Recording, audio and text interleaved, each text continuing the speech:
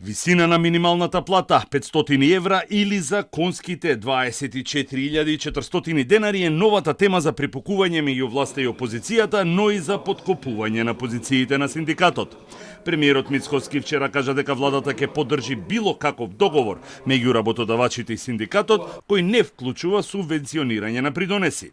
Министерката за финансии Гордана Димитриевска-Кочовска денес без прецизен одговор дали државата пресметала колку би изнесувале субвенциите, но и за тоа дали евентуалниот раст на минималецот би предизвикал раст на инфлацијата, како што тврдат некои членови на нејзината матична партија, и што тогаш е различно меѓу 6.000 денари плюс на минималецот и 5.000 денари зголемување на пензиите или покачувањето на функционерските плати. Не знам зошто воопшто има такви коментари од типот дека сме биле во студија со синдикатите. Јас мислам дека многу јасна бе во однос на минималната плата и кажав, ќе се договорат работодавачите и работниците, колку едните можат да испорачат, колку другите можат да платат, за нас ќе биде прифатливо сето тоа што ќе го договорат. Имаат диалог меѓу себе, што ќе прифатат таму, ние сме должни, поготово како Министерство за финансии, тоа да го обезбедиме.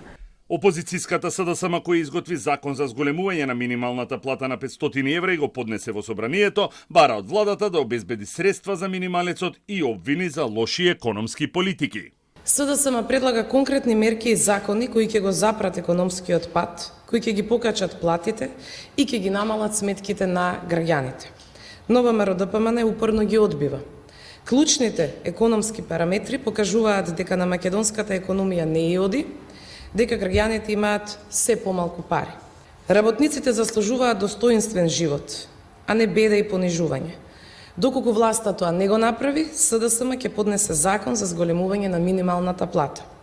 Најмалку што заслужуваат работниците е фер минимална плата од 500 евра за достоинствен живот.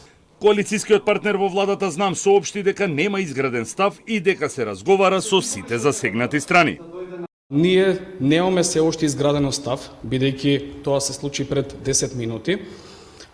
Секако движење Знам за наша Македонија работи и се грижи за работниците и ние сме во секојдневна координација со синдикатите покрај тоа што денес се објавија овие законски измени од СДСМ, ние ќе изградиме став по однос на тоа прашање и ќе излеземе пред јавност.